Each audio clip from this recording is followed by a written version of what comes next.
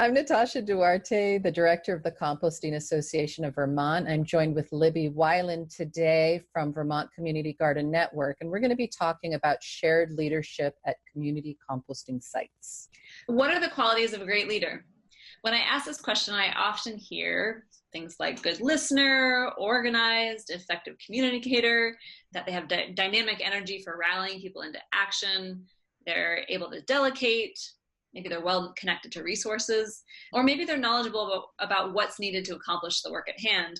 And especially when you get into the specifics of the project you're working on, that list just goes on and on. But what if, rather than relying on one person to hold all of the answers and organize all of the pieces, we took the model of collective or shared leadership? What do we mean when we say shared leadership? Shared leadership can look different in different communities, from shared decision-making to dividing up tasks and spreading out the responsibility. The essence is that it's not just one person pulling all the weight and calling all the shots. And as a result, your project can benefit from a diversity of ideas, of skills, and of perspectives. These quotes are just great from a number of community composting sites and people doing this kind of work. One of my favorites, that shared leadership is like sharing brains. No one has the whole picture. So as a result, groups make better choices, individuals feel more ownership and engage more deeply. And ultimately, shared leadership is really key for establishing sustainable sites. So it allows for deeper engagement into the project and ultimately less burnout from that one single person trying to do all the work. The shared leadership design helps ensure the sustainability of community compost sites, like Libby was just talking about. The sites I work with that encounter more struggles are the one where a single champion feels like they need to cheerlead the whole way. Not only can this be tiring after a while, if something comes up for that one person, the continuation of the site can be put in jeopardy. It's true that many community composting sites start with one or maybe a couple people as the driving force, but when these folks actively look for ways to bring in and empower other participants, it's much more likely that someone will be there to step in or step up when needed. Many of the sites I work with also say that the richness of the experience of working with a community towards a shared goal based on shared values is what keeps them engaged. So how do we foster shared leadership? One of the key pieces of this is coming upon shared values and goals to develop shared ownership over the project. And the idea here really is that these goals and values aren't just assumed. You have conversations with your group to articulate them. Some guidance on how you can have these conversations can be found in our mission and vision worksheet, which can be found in our resources. The outcome of these conversations can be as simple as spoken shared understandings, or they can be more involved, going as far as to co-create site goals and a signed agreement. You can see here on this page the community compost expectations, kind of a template for thinking about this. So what are some of the things we want to include, some of those details that might be helpful? Goals are one thing. So the both basic goals, just kind of the, bringing the food scraps out of the waste stream, to a higher level, kind of more environmental impacts, that kind of thing. Values are good to include. So things like being a good neighbor, holding health and safety at your site. What's expected of you as someone who's participating in the site. So everything from training to if there are work hours that you have to complete might be a part of that. Behaviors are something that people might not assume, but it can be good to kind of outline, whether pets are allowed on the site, children being supervised, especially if health and safety is a big concern, and then consequences to follow through on if people are not adhering to those group agreements. And that's something that a lot of groups don't include and either don't think to or are kind of concerned about having to follow up on that kind of thing, but can be really helpful when you run into bigger issues, so that everyone starts out with the same idea and understands, okay, if I'm not doing this, this is kind of how things work.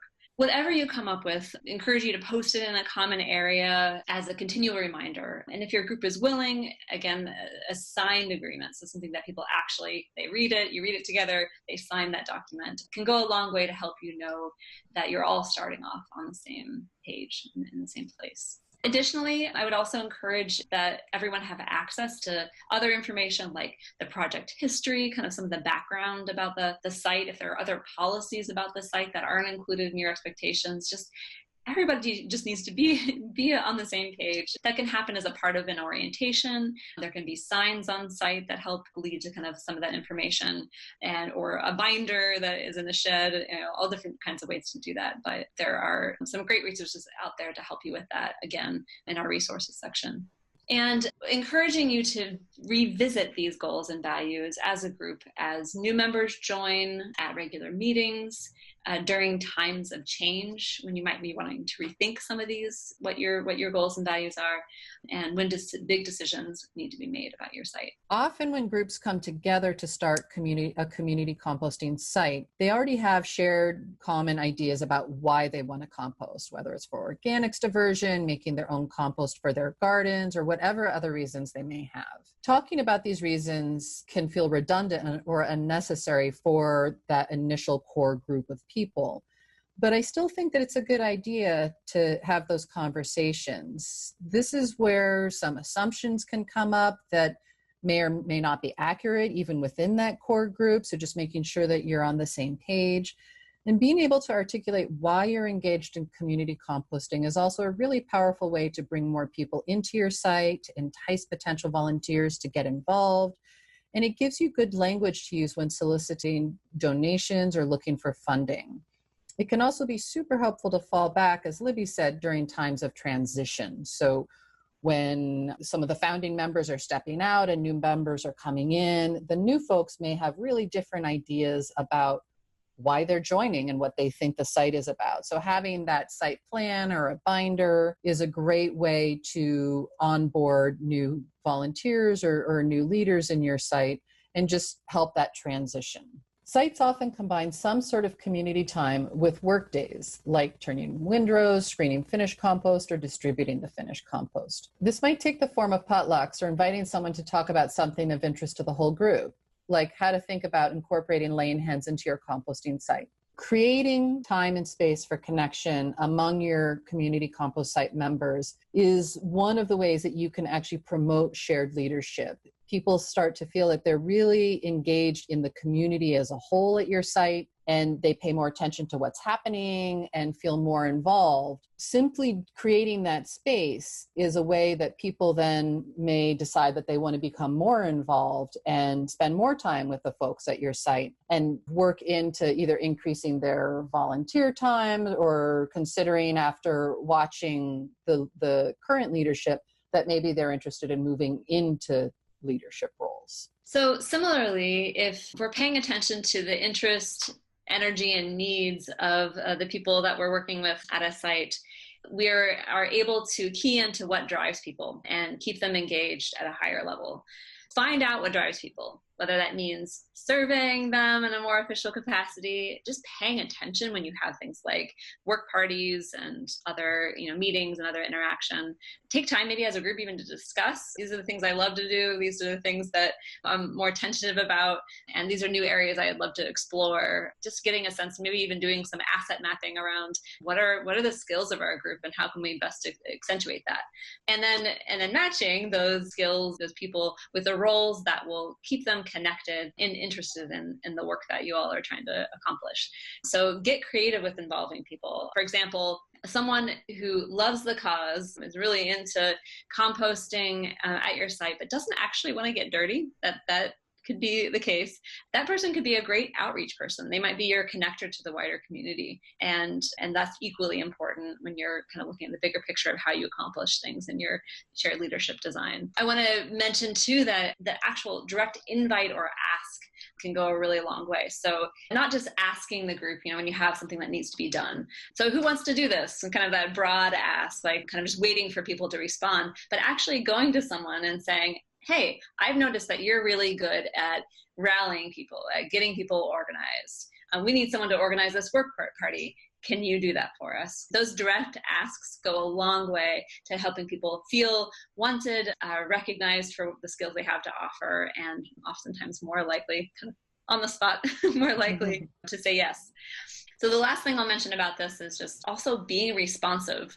So responding to requests and needs that people have so that people feel heard and valued. Again, that goes back to sort of the ownership and buy-in and engagement that people are going to feel as a part of your project. And then I also want to mention that our volunteer video that we have that talks about what do your volunteers want goes into a lot more detail on this particular kind of engagement aspect of including people in your project. It's really important that everyone feels that they have something to contribute that's valued and that there's space for them to do so.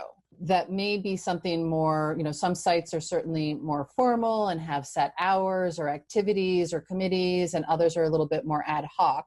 But thinking about what committees or crews will meet the needs of your site and how to engage people in that. And so it could be on outreach and education, like Libby was saying. Not everybody is necessarily as gung-ho as others for doing the turning and moving compost or organics materials around, but there's still this great outreach component that is of service to your site.